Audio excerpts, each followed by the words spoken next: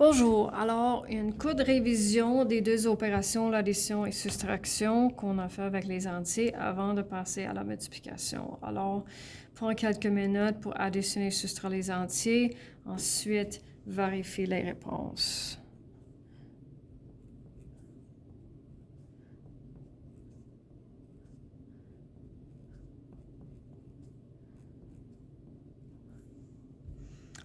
Alors, ce sont les opérations qu'on vient de faire. Alors, passons à la multiplication et la division des entiers. Alors, je pense que la 9e année, et c'est la première année quand les élèves commencent à reconnaître que le X ne va plus représenter la multiplication. Alors, je vais bouger les notes un petit peu. Alors, le point, ça représente la multiplication aussi bien que deux ensembles de parenthèses parce que bientôt, on va utiliser le x comme variable et x fois x avec 3x ne fonctionne pas. Alors, je vais commencer à utiliser cette notation pour que vous le sachiez. Alors, assez, je pense, simple, et j'oublie encore une fois si c'était la 7e ou la 8e année que vous l'avez appris, mais quand on multiplie soit deux nombres positifs ou deux nombres négatifs, la réponse est toujours positive. Alors, même signe, réponse positive, c'est-à-dire 9, 3, et ensuite 5 et 12. Alors, la réponse, quand les signes sont identiques, sera toujours positive. Quand on a un de chaque, peu importe l'ordre, c'est pour ça que j'ai mis les deux scénarios, la réponse sera négative.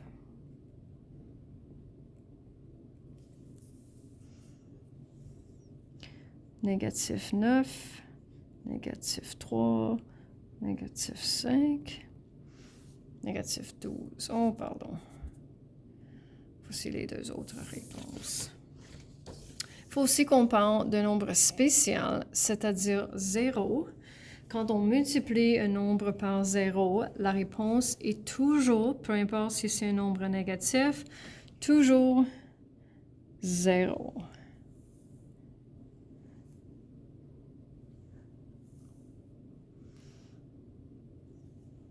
Quand on divise, alors quand on divise par 0, il y a deux scénarios possibles. Le premier scénario, c'est que le 0 vient au commencement.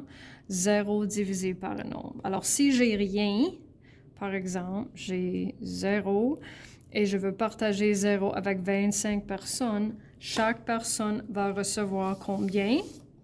0.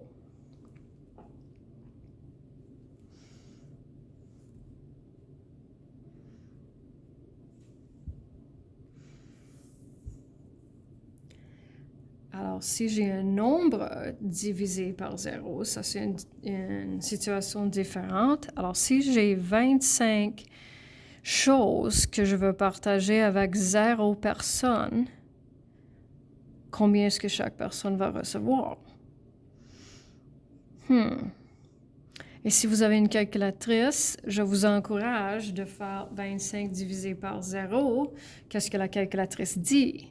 Ça dit erreur. Et ça, c'est parce que c'est impossible de diviser par 0. On va dire en 10e année que c'est non défini. We'll say that it's undefined. Mais en 9e, je dis que c'est impossible.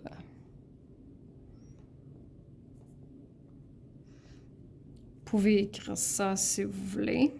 Alors, la preuve, je peux prouver ça.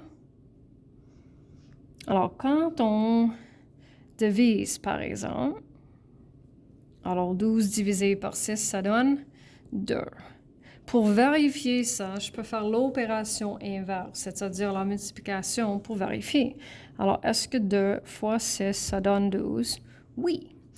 Alors, si on pouvait diviser par 0 pour arriver à, disons, un nombre, même si on ne sait pas ce que c'est, pour vérifier, on devrait être capable de prendre ce nombre, multiplier par 0 pour arriver à 12. Alors, quel nombre est-ce qu'on peut multiplier par 0 pour arriver à 12? Aucun. Impossible. Alors ça, c'est la preuve. Il faut faire attention à voir l'ordre, parce que quand le 0 vient au commencement, c'est faisable, et la réponse est 0. Si le 0 est le deuxième nombre, c'est impossible. Alors, prends quelques minutes pour écrire ces réponses.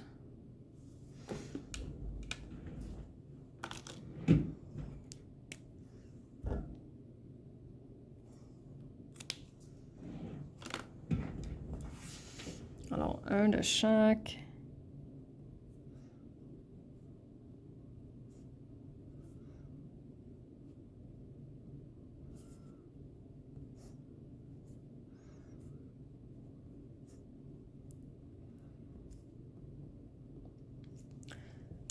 C'est ça. Et dernier écran, ce sont les tables de multiplication, parce que pour le premier examen, vous ne pouvez pas utiliser une calculatrice scientifique, mais voici ce que vous pouvez apporter ou ajouter à ta feuille d'études pour l'utiliser si vous voulez. Après le premier examen, c'est-à-dire sur l'unité jaune, vous allez être capable d'utiliser une calculatrice scientifique.